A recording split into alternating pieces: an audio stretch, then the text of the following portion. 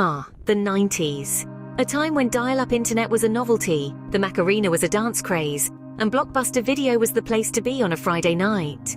It was the golden age of movies and video games, and for two young dudes named Jose and Kyle, it was the beginning of a lifelong friendship. Welcome to the Blockbuster Dudes podcast, where nostalgia reigns supreme and the popcorn never runs out. Alrighty, it's that time again. We're back. We're live, kind of. I am El Duderino, and with me as ever is his dudeness Kyle, and we are the Blockbuster Dudes. All right, so Kyle, I got an interesting one today. It's like same thing. You know, we've been on a little hiatus, but we're back. But a lot of stuff's happened in that time. Since the last time we had the Acolyte release, the entire show has released, right? Yep. Yeah, I'll leave that there. A lot of stuff. All joking aside, a lot of stuff. But the Acolytes we're going to touch on it. Don't worry. We are because there is a concept that has existed for a while, but it's getting very prevalent as of now.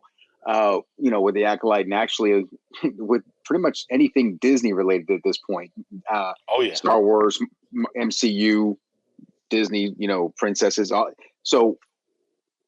The common thread that we have here outside of the quality complaints is apparently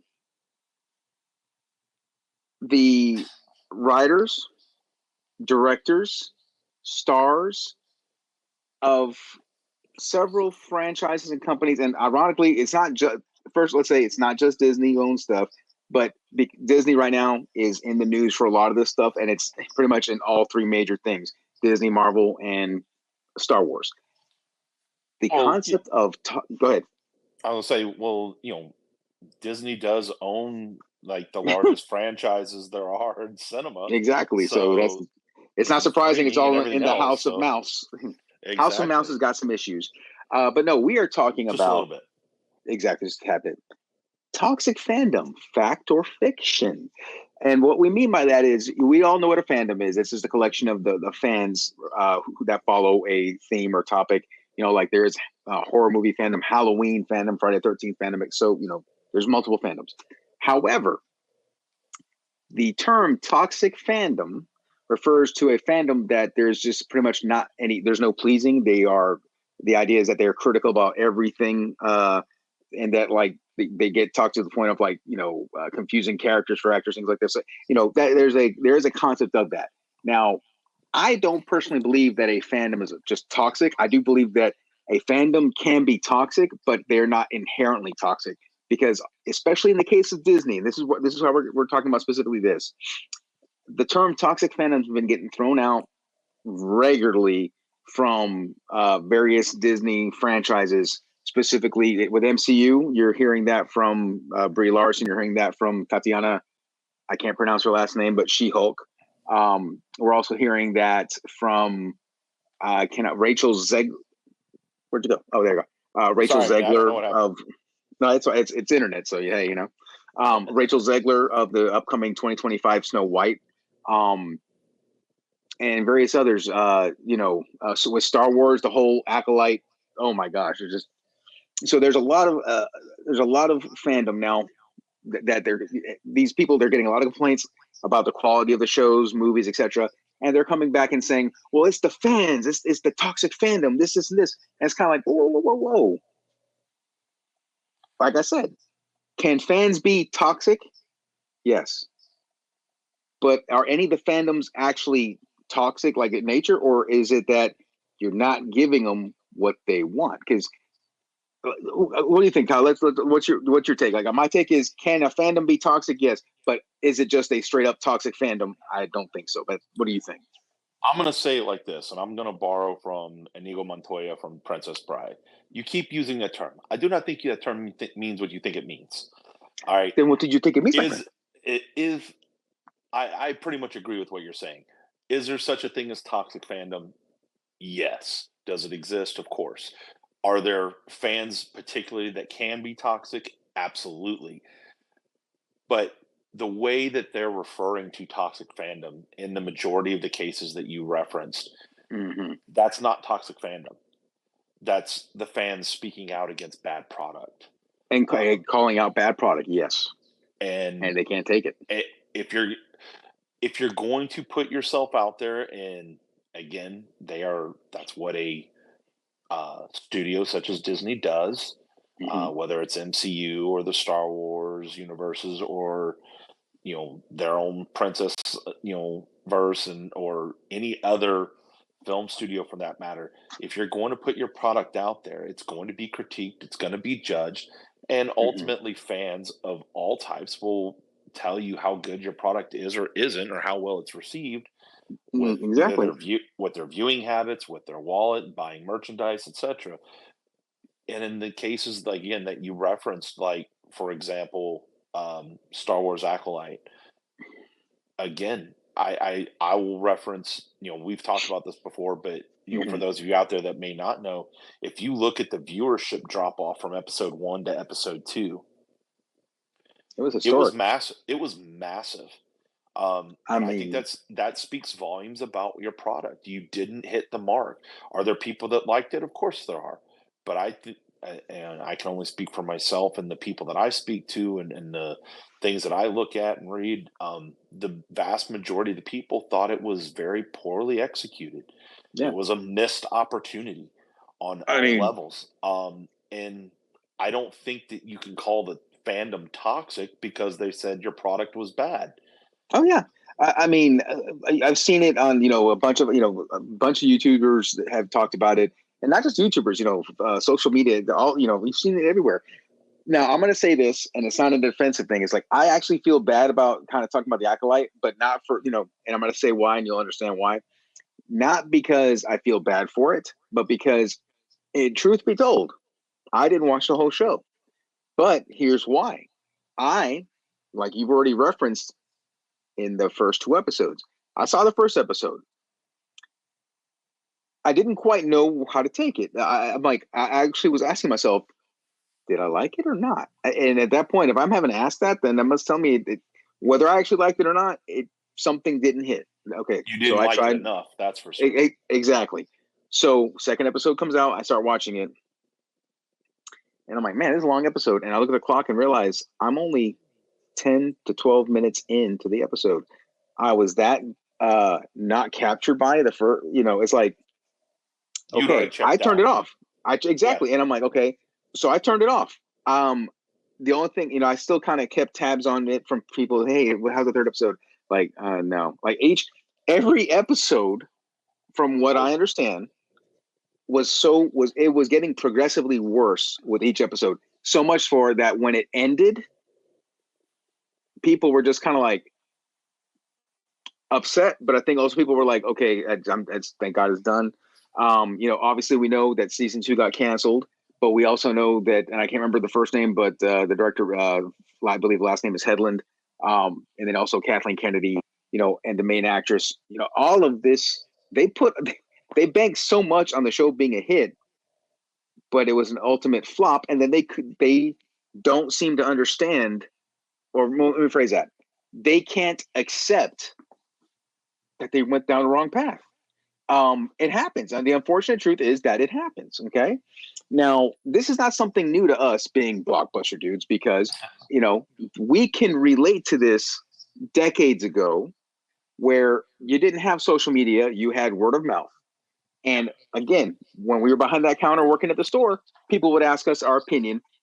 We'd tell them, but also we were also data collectors, because yes, we watched the movie, we had our own opinion, but then we talked about it amongst ourselves. Hey, as a group, we didn't like it, this and that.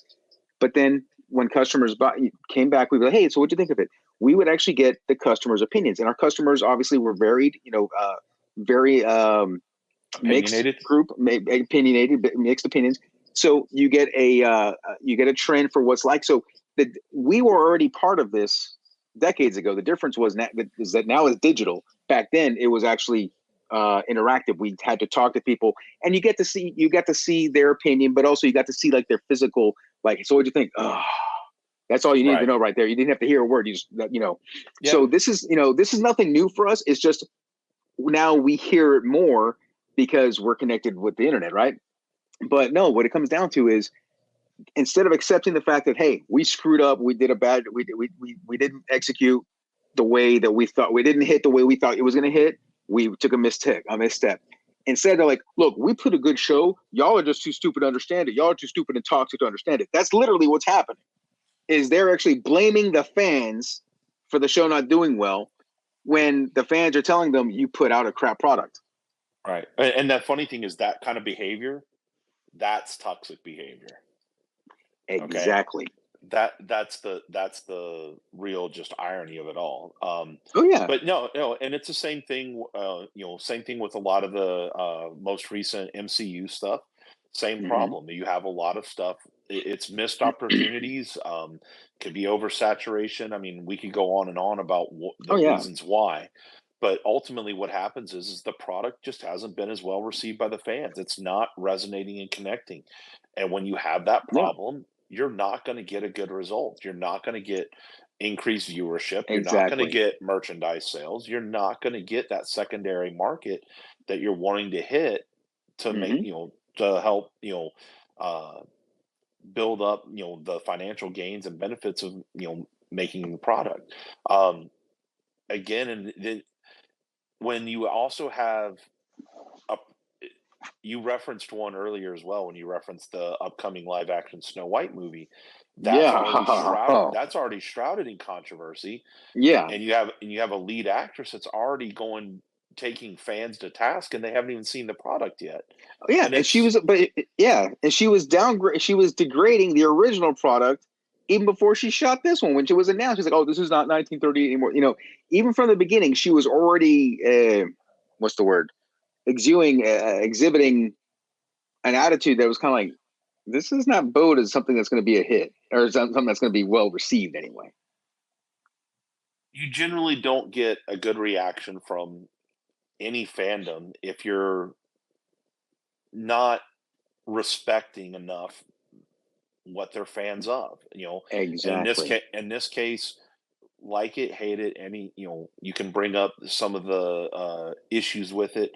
But the original Snow White is a beloved animated treasure of a film. Exactly. It's had many decades of love and fans behind it. And if you're going to tear it down, you're going to have to expect some backlash to come from that.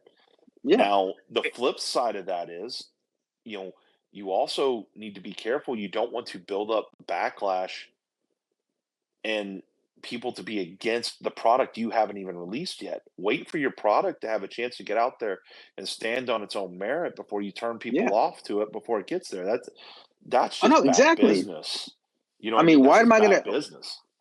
If the lead actress is already talking about how the original was crap, she didn't say that. That's not exactly what she said. So before anybody corrects me, but the gist of it is, this is so much better than the original because the original, we're not looking at little girls that can't fight. This, it's like, look, it goes. I get what you're saying. You're saying that it's a new movie, it's a new take on it, and I'm totally fine with that.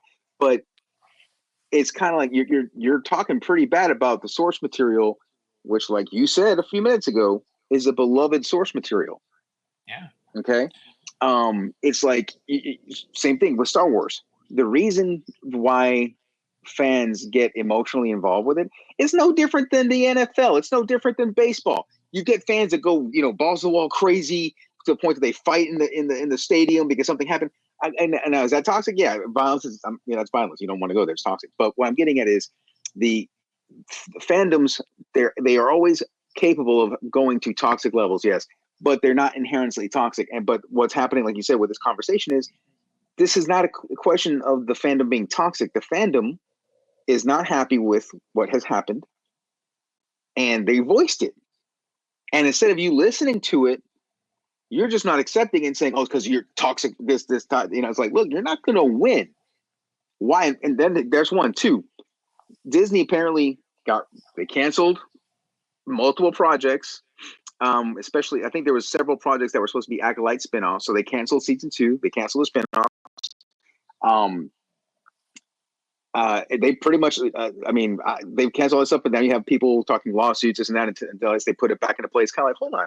So we live in a world where if I get fired because I didn't produce a product that wowed, right? And so other projects that I was given went away as a result of it. You're saying that we live in a world where they're so entitled that I'm going to sue you if you don't put my stuff back online because it was good stuff when the numbers say different. Oh, and Right. and this is kind of what I was referencing earlier. Is ultimately it doesn't matter.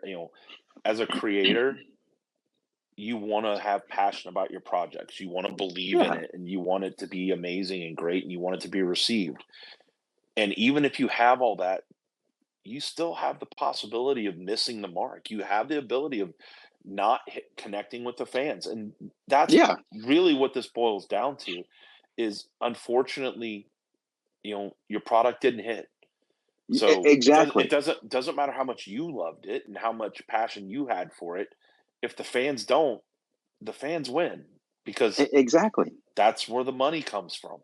So at the same time, you can look at it as an unfortunate shame because you love the project so much, but you should also be looking at it. This is an opportunity to get some really good critical feedback on, hey, Yeah. where are we missing the mark? What are we doing wrong? So you can improve for the future. The Exactly. and I think a lot of the issues with both Star Wars and the MCU and Disney, at least in my opinion, is I think they've oversaturated their markets. I think they just went Yeah. after they spent so much money to get those markets and those products under their banner, they've just flooded the market with movies, TV shows, Yeah. merchandise, everything, and it's been constant. And when you flood a market with stuff, unfortunately, not all of it's going to hit because it hasn't been Yeah. properly vetted out. You just kind of went with Yes. pretty much everything and just said we're going to capitalize on this left and right. When you do that, you end up making bad products, which is unfortunately what's going on with a lot of those major franchises and Hmm. um, universes. So it's one of those things where sometimes you need to step back. You need to Yeah. pare it back a little bit, reassess, stick with what you know to be good, or at least with what's worked before. For example, with Marvel, you're going to do a second season of Loki. Okay, well, that's a good thing to do because Yeah. that was very well received. All right, as long as you Exactly. get those same products in there, you're good. Um, you've got another season of X-Men '97 in the works coming out. I'm nervous Again, about that, brother. you can be nervous about it, but in general, it was fairly well received. Oh Fans no, think no, it no, was no. fun. Like, but I'm saying, like, So with what? X-Men '97, just the season Yeah, two. We'll go into that no, later. But go no, ahead. Yeah. Yeah. yeah, I know why. Yeah. But what I'm Yeah. saying though is you're doing things in the Marvel universe that Hmm. people are fans of. Okay, so you don't need to flood and saturate the market. Sometimes you need to step back and keep it smaller so you can Exactly. ensure that what you're making is quality, and therefore you Exactly. maintain your fans and build upon them. Same thing I would say with Star Wars. You haven't had nearly as many hits there, unfortunately. You've had a lot more Hmm. misses, and I think that's starting to really glow and, Yeah. and shine a light on and as far as the Star Wars, Brighter than a uh, lightsaber. the exactly the Star Wars side of the Disney umbrella here. Outside of the Mandalorian right now, you don't have a whole lot to stand on with what Yeah. Disney's done. I mean, your Oh yeah. movies, your movies have been universally panned, with the Hmm. exception of Rogue One. Um, you Now, know, was Rogue One under Disney? yeah, I I can't. Was it? yeah, Because I thought that I know Solo was, but I for some I yeah. couldn't. I Rogue couldn't. One was Okay. as well. Okay. The And the Obi Wan. with As far as with Mandalorian and TVs, Obi Wan. Obi-Wan was generally well received. I mean, Yeah. you've had a couple other things like for example, the Tales of the Jedi animated series was very well Yeah. received. You've got some stuff that you've done that's good. The problem is you've have so much stuff that has been overwhelmingly not good, Hmm. and that's really where you got to look at what you're creating and what you're making, who you're letting be in charge of these products, And who you're and making it for? and that's exactly what I was about to say. You read Sorry. my mind just like Hey, always. half a We share a brain. brain. We share a Uh, brain. the um. but yeah, the fans, like I said, the fans are going to speak, and they are. It doesn't make Yeah. them toxic. They're trying to help you, believe it or not. Look, Yeah. fans are fanatics. That's what it's short for. They want to spend their money. They want to invest their time Yes. in those Yes. universes. sometimes you just got to work a little harder at giving them what they're going to ultimately, No, exactly. fall in love with and become their next big thing. No, most definitely. I mean, like I said, again with the Acolyte, I think you've actually hit it on the head with, you need to know who you're making it for, but you need to do the proper research. That once again, and I apologize because I can't remember her first name. I just remember her last name is Headland. But the main director and writer, the person who was the most creatively in charge of the Acolyte, I believe she even said in an interview that her inspiration came from Rian Johnson's Last Jedi. So let and we're not going to go into it because it's already been gone into, but still, it's to your point of you already got the feedback that occurred when Last Jedi came out, which was astoundingly negative. Okay, to say the so least. and I'm not putting this on Heaven by herself. I'm putting this on on all the Disney, all the Marvel Star Wars execs. Kathleen Kennedy. It's all of them because here's the thing: if you're telling me that a large part of your inspiration came from a sequel that is universally Not trying liked. to be nice.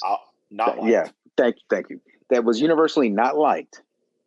And that's what you want to roll with. And when you explain this to the higher ups that, hey, this is where you want to go, I'm hoping that they ask, hey, where'd you get this? Where did the idea come from? If you actually voice this before to them saying, oh, I was really inspired by Last Jedi, I'm sorry. For me, that would be a red flag, especially if I'm a Star Wars exec, Lucasfilm exec, and I hear anybody say that, hey, look, I got an idea and it's inspired off of Last Jedi. That's gonna be an immediate red flag. Like, hold on, what you mean it's inspired? What? Explain to me this inspiration. Right. And how do you think it's going to be received differently? Here's where I'm going to interject with you here. The execs are part of the issue here because the execs, yes. I don't believe they're fans. They're not. I believe they are there for the bottom line, and like it or hate it, Last Jedi made a lot of money. All the Star Wars movies, all the Star Wars stuff does. It makes a ton of money because the fans are rabid and go for it, and they're going to jump in. They're going to voice their opinion. They're going to voice their opinions afterwards and tell you that it's not good. But at that point, the bottom line's already been hit. So an exec is going to look at that bottom line and go, "This is where you got your inspiration. Cool, we can make some more money off of it." Look, you're 100% right. I can get how an exec will miss the mark with that, but at the same time, but after so many misses, something's got to give. But because now to the point, you've had so many misses. Something does got to give, and you've already referenced it with this whole conversation. Mm-hmm. They're reading fan response. They're getting the feedback because they're calling it toxic. So they hear that fans aren't liking what they're putting out. So while the non-fans are still seeing the bottom line being hit, they still got to know, okay, we're going to lose this if we don't correct it at some point. Exactly. The question is when does that happen? Because man, they need to fix it quick because it's falling fast. In the words of Chris Farley's Tommy Boy, I can take a crap, put it in a box, and mark it guaranteed. Just saying. Yeah. But that's exactly, That's the reference you had to go with, really? Well, yeah. Well, the other, like I said, that's the only other. Well, what do you want to say? Ask me when we ask which way to the weight room? No, you could have gone with I can get a good look at a T-bone steak by sticking my head up a bull's ass, but wouldn't I rather take the butcher's word for it? Well, that's what we've been doing. We've been taking the executive's word for it, and now what we as the fans have gotten is box after box after box, shiny box that says Star Wars, and when you open it, it's a lump of crap. Hey, unfortunately, we're not getting the T-bone steak. We're getting grizzle and fat. Exactly. From the 96er. Well done, sir. You like that. You like that. Great outdoors. And for those who don't know what we're talking about, we're referencing multiple Dan Aykroyd films. Tommy Boy, Dan Aykroyd's in it. The Great Outdoors with the late, great John Candy. Oh, we need to do it. Look, man, we need to do an episode, not right now, but we need to do an episode about John Candy, Chris Farley.